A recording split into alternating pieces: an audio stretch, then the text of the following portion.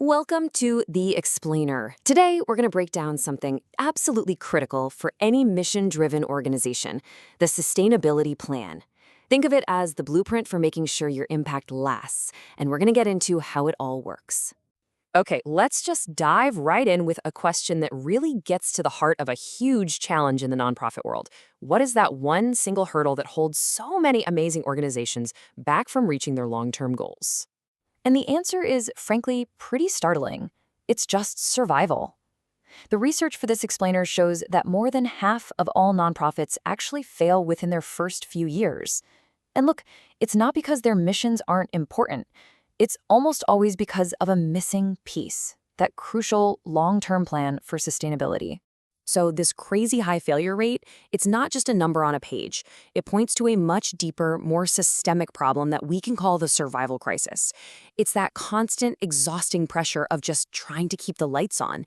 And that pressure can wear down even the most passionate teams working on the most important causes. At the very core of this crisis is something called the nonprofit starvation cycle. And it's this incredibly vicious feedback loop. Organizations get so laser-focused on funding their immediate programs that they never get a chance to invest in themselves, in their own infrastructure or fundraising capacity. They're basically running on fumes all the time, which, as you can imagine, just isn't sustainable. And this reality, well, it forces a massive shift in how you think about things.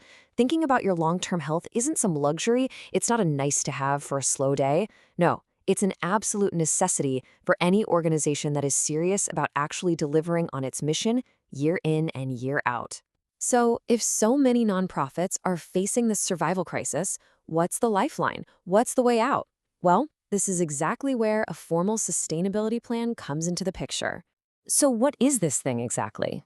You should think of it less like some static report you write and file away, and more like a strategic roadmap for being resilient. It's a living, breathing document that's designed to make sure your organization's impact cannot last any one project, any one leader, or any one grant. Now, this right here clarifies a super common point of confusion. A strategic plan, which you see on the right, that sets the what. What are our big goals? But a sustainability plan, over there on the left, it provides the how. How are we going to get the funding, manage the risks, and make sure we have the leadership to actually achieve those goals for years and years? They really are two sides of the same coin. They have to work together. All right, so what really goes into one of these plans? Let's break down the core components, the essential building blocks you need to create a truly resilient organization. An effective plan is really built on several key pillars. Of course, it all starts with a crystal clear mission, but it also has to get into the nuts and bolts, a realistic financial roadmap, a clear plan for who's doing what, and, this is a big one, a succession plan. That last one is so important because it makes sure the whole mission doesn't just rest on one person's shoulders. And of all those pillars, let's be honest, financial health is probably the most critical. The golden rule here could not be simpler. Do not put all your eggs in one basket.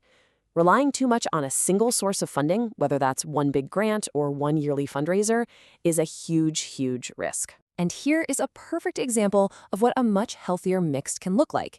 You can see right away how having these different revenue streams, from grants to individual donors to earned income, it creates a buffer. So if one source, maybe grants, takes a big hit one year, the whole organization isn't immediately in danger. But here's the thing. It is not just about the money. A truly sustainable nonprofit also has to be able to prove that its work is actually making a difference. Are your programs really moving the needle? Are you serving the community effectively? Being able to rigorously measure that impact is what builds trust, and makes sure you're using your resources well. So we know what it is, we know what's in it, let's get practical. How does an organization actually sit down and create one of these things? The process follows a pretty clear logic. First, you bring everyone to the table, your board, your staff, your community, to get all those different perspectives. Then you use that input to do a really honest assessment of where you stand. That lets you set specific, realistic goals. And finally, you create a concrete action plan so everybody knows who's doing what and by when. I have to say that second step, the SWOT analysis, it is absolutely crucial. It forces an organization to take that hard 360-degree look at itself and the world around it. This is what makes sure your final plan is grounded in reality, not just wishful thinking. And step 3, oh, this is where the plan gets real. This is where big, fuzzy ideas like, we should improve our fundraising, get transformed into something specific and measurable. Like, we are going to increase our individual giving by 15% within the next 2 years. Now that is a goal you can actually track and manage. But you have to remember, creating the plan is really just the beginning. A beautiful plan that just sits on a shelf collecting dust is totally useless. Its real value, its real power, comes from being used every single day to guide your decisions and your actions.